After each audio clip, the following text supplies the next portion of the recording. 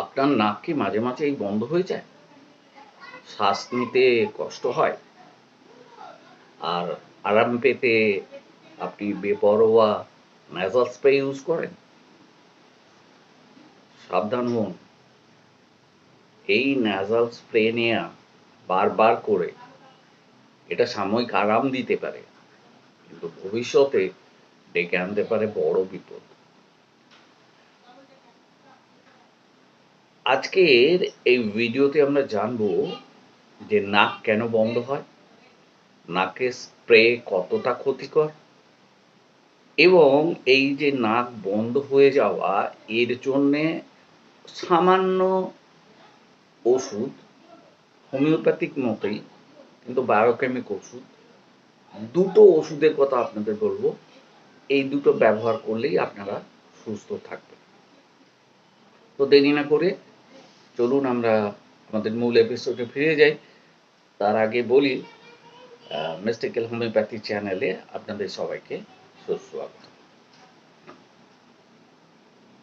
আমি প্রতিদিনই এই বিভিন্ন রোগ আমাদের সঙ্গে যেগুলো ওতপ্রোতভাবে যুক্ত এবং তার যে হোমিওপ্যাথিক বিকল্প বা প্রাকৃতিক বিকল্প, এগুলো সম্পর্কে আলোচনা করে থাকি। আজকেও কিন্তু তার অন্যথা হয়নি। আজকে আমাদের জ্ঞাতব্য বিষয় হচ্ছে নাক বন্ধ হওয়ার কারণগুলো কি কি এবং তার হোমিওপ্যাথি সমাধান।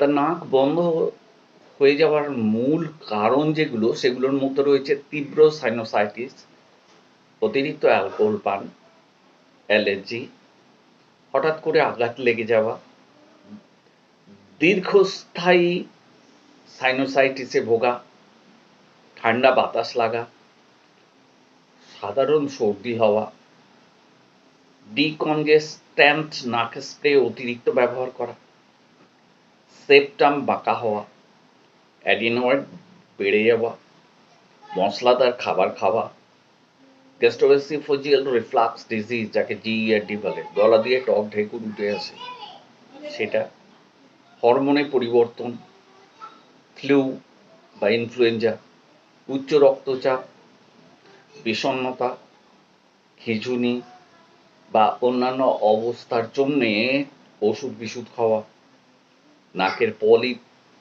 অ্যালার্জিক রাইনাইটিস, মানে যাদের নাকে দীর্ঘদিন সর্দি লেগেই থাকে, নাকের ভেতর আটকে থাকা কোনো বস্তু, গর্ভাবস্থা, স্লিপ অ্যাপনিয়া, এমন একটা সময়, মানে এমন একটা অবস্থা যেখানে ঘুমের সময় শ্বাস প্রশ্বাস অনেকবার বন্ধ হয়ে যায়, আবার শুরু। মারাত্মক ওষুধ, মারাত্মক অসুখ, এটা একটু দেখার জরুরি। থাইরয়েডের রোগ, ধোঁয়া, বিভিন্ন রকমের ধোঁয়া, তামাকের ধোঁয়া হতে পারে, সিগারেটের ধোঁয়া হতে পারে, গাড়ির ধোঁয়া হতে পারে, এতে শ্বাস নিতে সমস্যা হয়, মাথা ব্যথা হয়, ঘুম নষ্ট হয়, এমনকি বাচ্চারাও এতে মারাত্মক রকমের হয়ে থাকে। তো আপনি কি করেন? যখনই আপনার নাক বন্ধ হয়ে যায় তখন আপনি নাকের স্প্রে ইউজ করেন। বিভিন্ন রকমের নাকের স্প্রে বাজারে এই বাজারে বিক্রি হয়। আপনারা অনেকেই জানেন তাদের নাম। দ্রুত আরামের জন্য কি হয়, আপনারা সেগুলো কিনে আনেন এবং ব্যাপকভাবে ব্যবহার করেন। এটা কি করে? সাময়িকভাবে নাককে খুলে দেয়, কিন্তু এই স্প্রে ৫ থেকে ৭ দিনের বেশি ব্যবহার করলে শরীরের মধ্যে অস্বস্তি হয়। কেননা শরীর এই ওষুধে অভ্যস্ত হয়ে পড়ে। বারবার ব্যবহারে রিবাউন্ড কনজেশন হয়, মানে বন্ধ নাক আবার বেশি করে বন্ধ হয়ে যায়। নাকের ভেতরে যে সংবেদনশীল ঝিল্লিগুলো রয়েছে সেগুলো শুকিয়ে যায়। এর ফলশ্রুতি হিসেবে রক্তপাত হতে পারে। শ্বাস প্রশ্বাসের স্বাভাবিক যে ক্ষমতা সেটাও নষ্ট হয়ে যায়। ডাক্তারবাবুরা দেখবেন যদি প্রেসক্রিপশন করেন তাহলে বলে দেন যে ৫-৭ দিনের বেশি কিন্তু এটা ব্যবহার করবেন না। দীর্ঘস্থায়ী ব্যবহারের জন্য ওষুধ নয়। কিন্তু আমরা তো বেপরোয়াভাবে এর ব্যবহার করেই থাকি। মূল অসুখটা না জেনে আমরা ওষুধের অপপ্রয়োগ করি, যার জন্য আমাদের অসুখটা কি হয়, কিছুতেই সারতে চায় না। এখন এর জন্য বিভিন্ন রকমের ওষুধ আছে, সে অ্যালোপ্যাথি বলুন, হোমিওপ্যাথি বলুন, অনেক অনেক ওষুধ, বলতে গেলে মহাভারত হয়ে যাবে। আমি ওসবে যাচ্ছি না, মাত্র দুটো ওষুধের কথা আপনাদের সামনে আজকে হাজির করব, এবং দুটো ওষুধই হচ্ছে অত্যন্ত ভালো ওষুধ, বায়োকেমিক মেডিসিন, বাজারে সবসময় পাওয়া যায়, কম দাম, কোনো পার্শ্ব প্রতিক্রিয়া নেই, এবং আপনি খেলে আপনার কোনো রকমের অসুবিধা হবে না, তবে দীর্ঘ মেয়াদে খেতে হবে।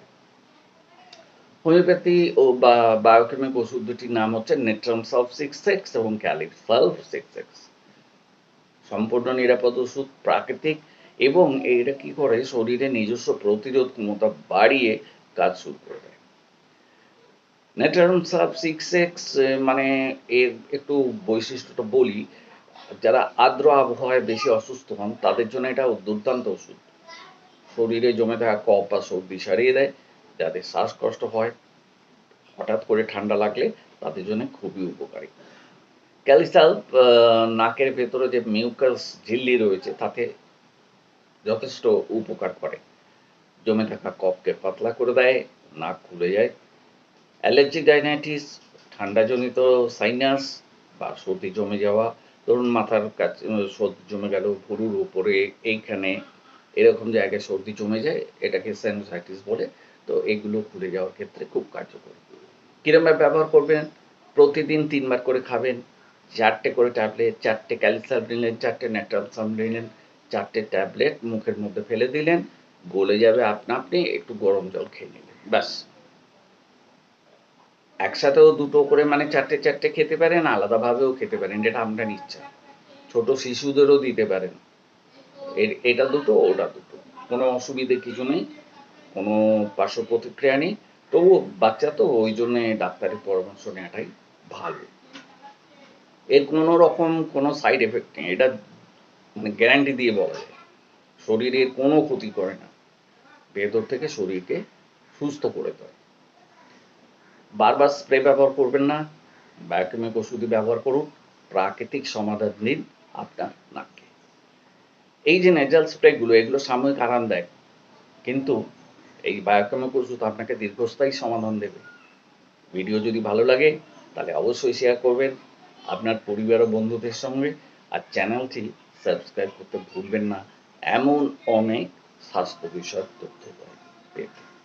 আপনার নাকের সুস্থতাই হোক আপনার নিঃশ্বাসের স্বাধীনতা। নাকের ভেতরের যদিও ব্যাপার, তবুও অত্যন্ত মারাত্মক ব্যাপার।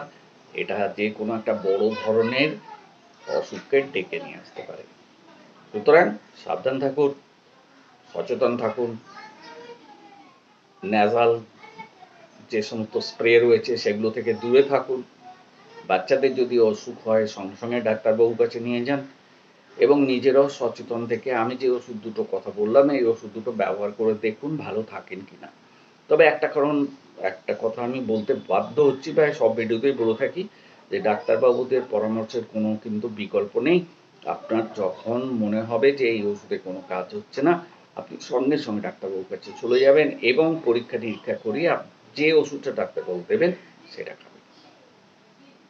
তাহলে আজকের মতো আমার ভিডিও এখানেই ইতি টানলাম। ভালো থাকবেন, সুস্থ থাকবেন, নাকের যত্ন নেবেন, এবং শরীরেরও টোটাল যত্ন নিতে ভুলবেন না। পরের ভিডিওতে আবার দেখা হবে।